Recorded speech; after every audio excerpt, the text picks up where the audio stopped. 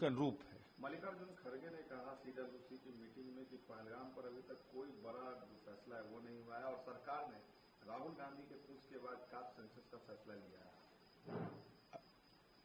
अब कांग्रेस की working committee की बैठक हुई, पहलगाम पर आपने केंद्र सरकार को सर्वदलीय बैठक में अधिकृत किया, राहुल गांधी जी कश्मीर गए, तो फिर सवाल उठाने का औचित्य क्या है?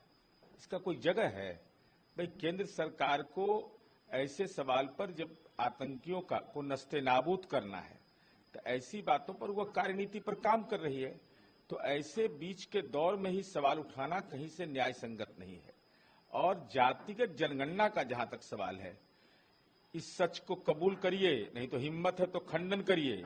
इंडी गठबंधन की मुंबई में बैठक हुई थी, माननीय नीतीश कुमार जी ने मांग किया था कि जातिगत जनगणना को राष्ट्रीय एजेंडा में पहला स्थान दिया जाए, तो पश्चिम बंगाल से उठी आवाज कि नहीं, इसको नहीं किया जाएगा।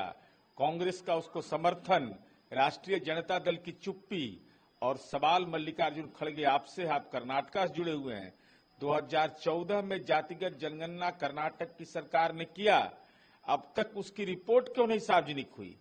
और जब मौका मिला आपको हिंदुस्तान में राज करने का, तो आप लोगों ने तो कभी किया नहीं। तो जाति सर्वे जो बिहार में माननीय नीतीश कुमार जी के नेतृत्व में एनडीए सरकार ने जो इसकी रोशनी जगाई, उसकी लौ जलने के बाद आदरणीय नरेंद्र मोदी जी की सरकार ने यह फैसला लिया है, तो इतिहास आपको इस बात के लिए याद करेगा कि सत्ता में आपने जातिगत जनगणना नहीं कराया।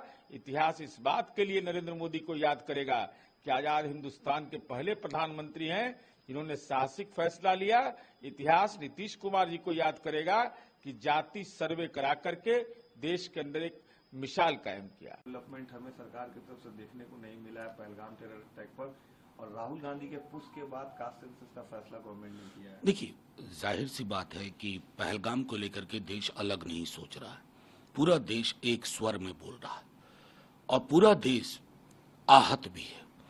और जब देश आहत होता है ना, तो पॉलिटिकल पार्टी का मसला नहीं है कि सरकार विपक्ष, सबने एक स्वर में अपनी बात रखी है। हालांकि उस ऑल पार्टी मीटिंग में माननीय प्रधानमंत्री जी मौजूद नहीं थे। ये तो अव्वल पहली बात हुई। दूसरी, ये जो जातिगत जनगणना का निर्णय हुआ है, इसके लिए अरसे से मांग थी। मंडल कमीशन की जब रिपोर्ट आई, उसी समय से ये चर्चा थी कि 31 के आंकड़ों पे हुआ है, हमें समकालीन वैज्ञानिक आंकड़े चाहिए। फिर लालू जी, मुलायम सिंह जी, शरद यादव जी, तेजस्वी जी जब सरकार में यहाँ थे, उसके पूर्व भी, और राहुल जी भी हाल के वर्षों में। तो ये समेकित प्रयास बहुजन आबादी का है, उन सरोकारों का है, उसकी जीत है और इस जीत को सेलिब्रेट नहीं करना है।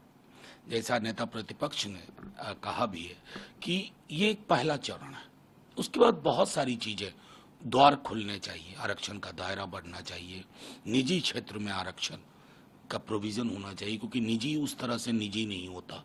और इवन पार्लियामेंट और स्टेट असेंबली की सीट में भी रीडिस्ट्रीब्यूशन करके इन वर्गों का प्रतिनिधित्व समुचित होना चाहिए। तेजस्वी